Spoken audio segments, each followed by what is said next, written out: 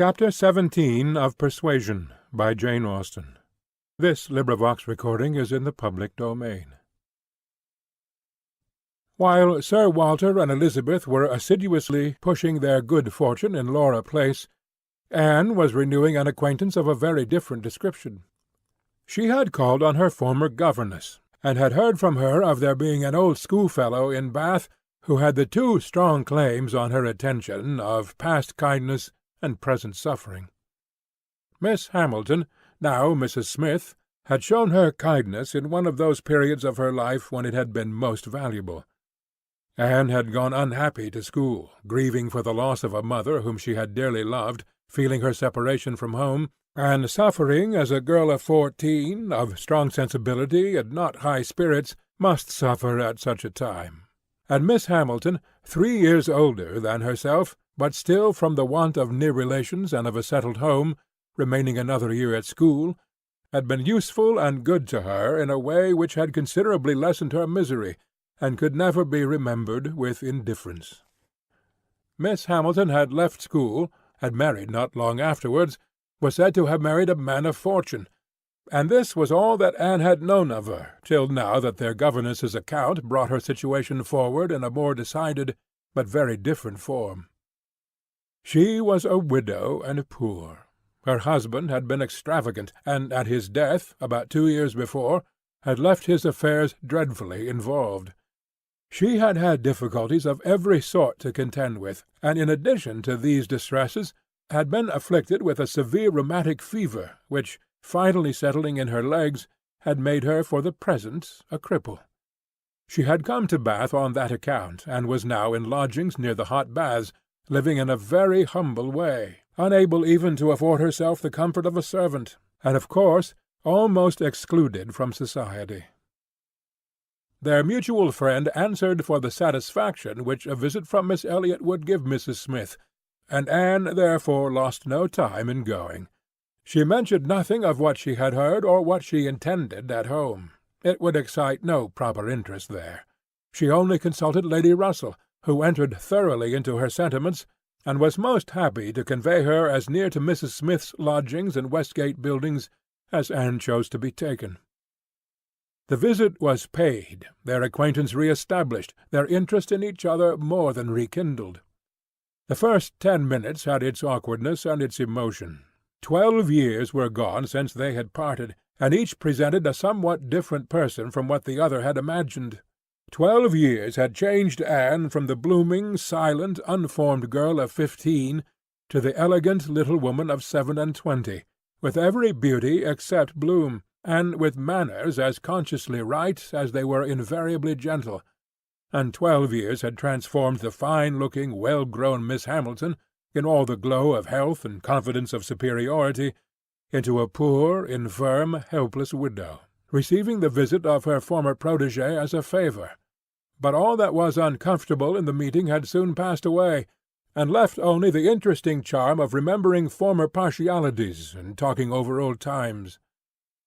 Anne found in Mrs. Smith the good sense and agreeable manners which she had almost ventured to depend on, and a disposition to converse and be cheerful beyond her expectation.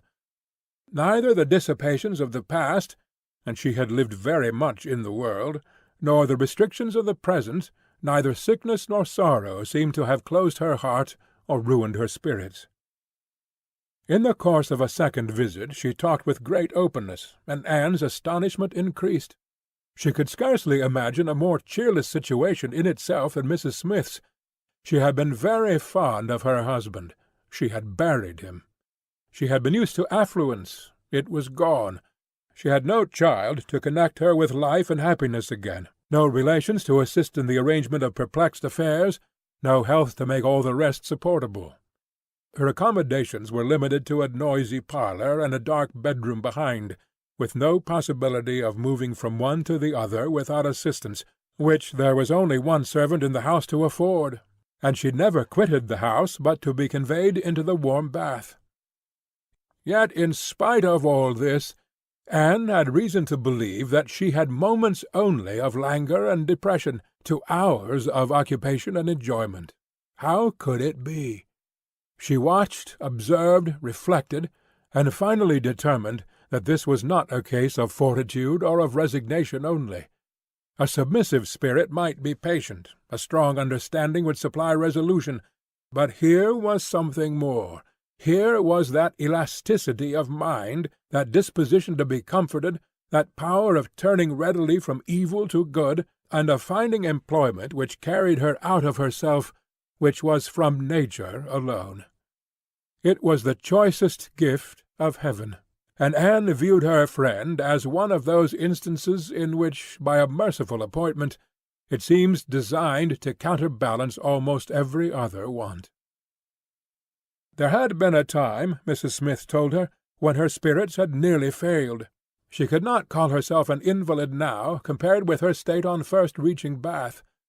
Then she had indeed been a pitiable object, for she had caught cold on the journey, and had hardly taken possession of her lodgings before she was again confined to her bed, and suffering under severe and constant pain, and all this among strangers, with the absolute necessity of having a regular nurse, and finances at that moment particularly unfit to meet any extraordinary expense. She had weathered it, however, and could truly say that it had done her good. It had increased her comforts by making her feel herself to be in good hands. She had seen too much of the world to expect sudden or disinterested attachment anywhere, but her illness had proved to her that her landlady had a character to preserve and would not use her ill, and she had been particularly fortunate in her nurse, as a sister of her landlady, a nurse by profession, and who had always a home in that house when unemployed, chanced to be at liberty just in time to attend her. "And she," said Mrs. Smith, "besides nursing me most admirably, has really proved an invaluable acquaintance. As soon as I could use my hands, she taught me to knit, which has been a great amusement, and she put me in the way of making these little thread cases, pincushions, and card racks, which you always find me so busy about, and which supply me with the means of doing a little good to one or two very poor families in this neighbourhood. She has a large acquaintance, of course professionally, among those who can afford to buy, and she disposes of my merchandise. She always takes the right time for applying. Everybody's heart is open, you know, when they have recently escaped from severe pain, or are recovering the blessing of health, and Nurse Rooke thoroughly understands when to speak. She is a shrewd, intelligent, sensible woman. Hers is a line for seeing human nature, and she has a fund of good sense and observation, which as a companion make her infinitely superior to thousands of those who, having only received the best education in the world, know nothing worth attending to. Call it gossip if you will, but when Nurse Rooke has half an hour's leisure to bestow on me, she is sure to have something to relate that is entertaining and profitable, something that makes one know one's species better. One likes to hear what is going on, to be au fait as to the newest modes of being trifling and silly. To me, who live so much alone, her conversation, I assure you, is a treat." Anne, far from wishing to cavil at the pleasure, replied, "I can easily believe it. Women of that class have great opportunities, and if they are intelligent, may be well worth listening to. Such varieties of human nature as they are in the habit of witnessing. And it is not merely in its follies that they are well read, for they see it occasionally under every circumstance that can be most interesting or affecting. What instances must pass before them of ardent, disinterested, self-denying attachment, of heroism, fortitude, patience, resignation, of all the conflicts and all the sacrifices that ennoble us most. A sick chamber may often furnish the worth of volumes." "Yes," said Mrs. Smith more doubtingly. "sometimes it may, though I fear its lessons are not often in the elevated style you describe. Here and there, human nature may be great in times of trial, but generally speaking, it is its weakness and not its strength that appears in a sick chamber. It is selfishness and impatience rather than generosity and fortitude that one hears of.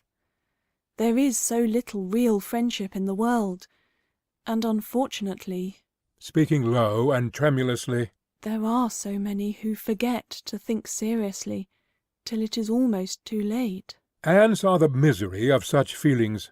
The husband had not been what he ought, and the wife had been led among that part of mankind which made her think worse of the world than she hoped it deserved.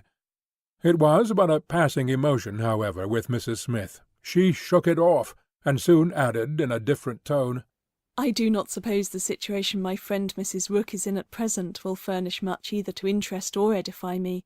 She is only nursing Mrs. Wallace of Marlborough Buildings, a mere pretty, silly, expensive, fashionable woman, I believe, and of course will have nothing to report but of lace and finery.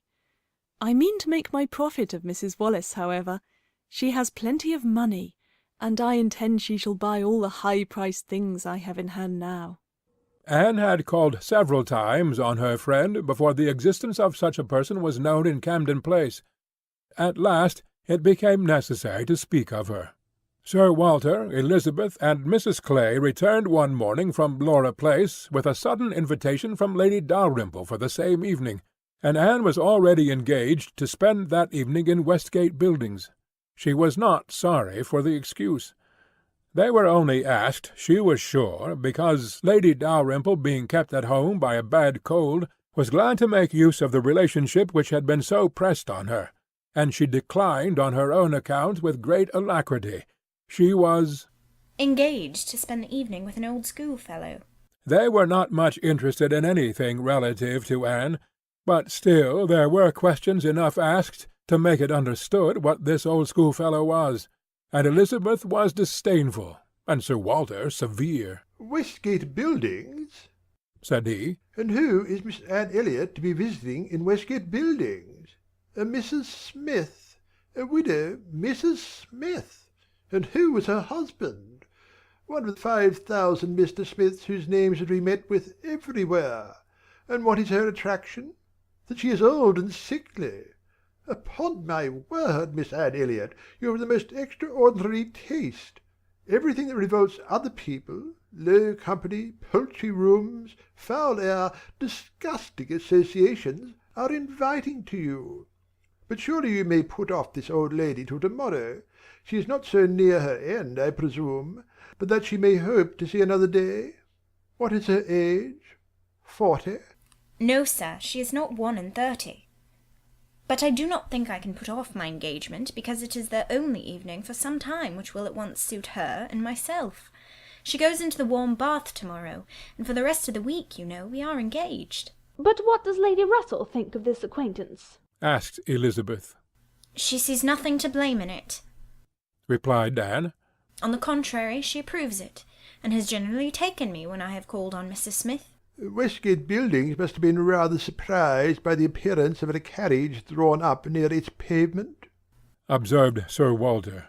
"Henry Russell's widow, indeed, has no honours to distinguish her arms, but still it is a handsome equipage, and no doubt is well known to convey a Miss Elliot. A widow Mrs. Smith lodging in Westgate Buildings. A poor widow barely able to live between 30 and 40. A mere Mrs. Smith, an everyday Mrs. Smith, of all people and all names in the world, to be the chosen friend of Miss Anne Elliot, and to be preferred by her to her own family connections among the nobility of England and Ireland. Mrs. Smith! Such a name!" Mrs. Clay, who had been present while all this passed, now thought it advisable to leave the room, and Anne could have said much, and did long to say a little in defence of her friend's not very dissimilar claims to theirs, but her sense of personal respect to her father prevented her. She made no reply. She left it to himself to recollect that Mrs. Smith was not the only widow in Bath between 30 and 40 with little to live on, and no surname of dignity. Anne kept her appointment. The others kept theirs, and, of course, she heard the next morning that they had had a delightful evening. She had been the only one of the set absent, for Sir Walter and Elizabeth had not only been quite at her ladyship's service themselves, but had actually been happy to be employed by her in collecting others, and had been at the trouble of inviting both Lady Russell and Mr. Elliot, and Mr. Elliot had made a point of leaving Colonel Wallis early, and Lady Russell had fresh arranged all her evening engagements in order to wait on her. Anne had the whole history of all that such an evening could supply from Lady Russell. To her its greatest interest must be in having been very much talked of between her friend and Mr. Elliot, in having been wished for, regretted, and at the same time honoured, for staying away in such a cause. Her kind, compassionate visits to this old schoolfellow, sick and reduced, seemed to have quite delighted Mr. Elliot. He thought her a most extraordinary young woman, in her temper, manners, mind, a model of female excellence. He could meet even Lady Russell in a discussion of her merits, and Anne could not be given to understand so much by her friend, could not know herself to be so highly rated by a sensible man, without many of those agreeable sensations which her friend meant to create. Lady Russell was now perfectly decided in her opinion of Mr. Elliot. She was as much convinced of his meaning to gain Anne in time as of his deserving her, and was beginning to calculate the number of weeks which would free him from all the remaining restraints of widowhood, and leave him at liberty to exert his most open powers of pleasing. She would not speak to Anne with half the certainty she felt on the subject. She would venture on little more than hints of what might be hereafter, of a possible attachment on his side, of the desirableness of the alliance, supposing such attachment to be real and returned. Anne heard her, and made no violent exclamations.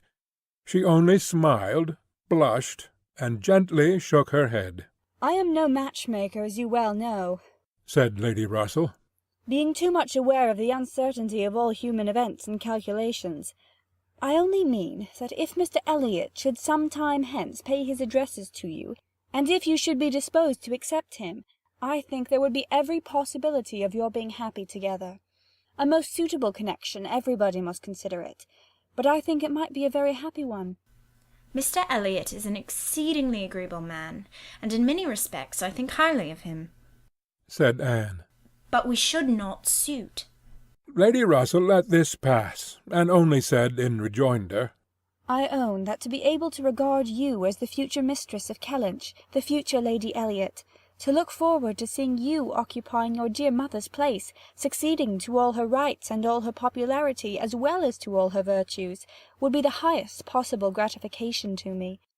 You are your mother's self in countenance and disposition, and if I might be allowed to fancy you as she was in situation and name and home, presiding and blessing in the same spot, and only superior to her in being more highly valued, my dearest Anne, it would give me more delight than is often felt at my time of life." Anne was obliged to turn away, to rise, to walk to a distant table, and, leaning there in pretended employment, try to subdue the feelings this picture excited. For a few moments her imagination and her heart were bewitched. The idea of becoming what her mother had been, of having the precious name of Lady Elliot first revived in herself, of being restored to Kellynch, calling it her home again, her home forever, was a charm which she could not immediately resist. Lady Russell said not another word, willing to leave the matter to its own operation, and believing that, could Mr. Elliot at that moment with propriety have spoken for himself, she believed, in short, what Anne did not believe. The same image of Mr. Elliot speaking for himself brought Anne to composure again. The charm of Kellynch and of Lady Elliot all faded away. She never could accept him, and it was not only that her feelings were still adverse to any man save one.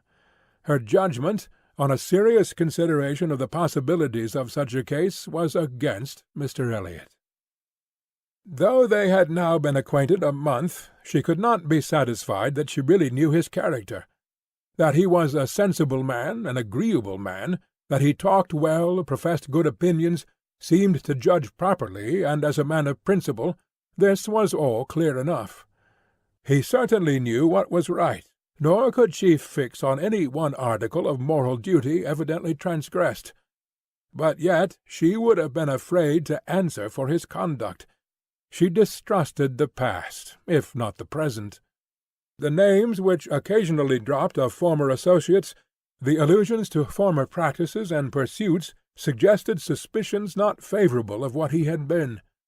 She saw that there had been bad habits, that Sunday travelling had been a common thing, that there had been a period of his life, and probably not a short one, when he had been, at least, careless in all serious matters, and though he might now think very differently, who could answer for the true sentiments of a clever, cautious man grown old enough to appreciate a fair character?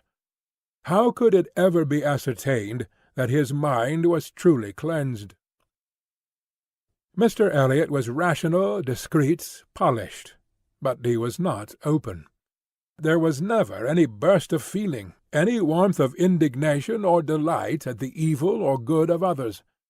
This, to Anne, was a decided imperfection. Her early impressions were incurable.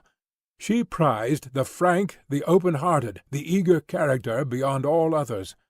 Warmth and enthusiasm did captivate her still. She felt that she could so much more depend upon the sincerity of those who sometimes looked or said a careless or hasty thing, than those whose presence of mind never varied, whose tongue never slipped. Mr. Elliot was too generally agreeable. Various as were the tempers in her father's house, he pleased them all. He endured too well, stood too well with everybody. He had spoken to her with some degree of openness of Mrs. Clay, had appeared completely to see what Mrs. Clay was about, and to hold her in contempt. And yet Mrs. Clay found him as agreeable as anybody. Lady Russell saw either less or more than her young friend, for she saw nothing to excite distrust. She could not imagine a man more exactly what he ought to be than Mr. Elliot, nor did she ever enjoy a sweeter feeling than the hope of seeing him receive the hand of her beloved Anne in Kellynch Church, in the course of the following autumn. End of Chapter 17 of Persuasion, by Jane Austen.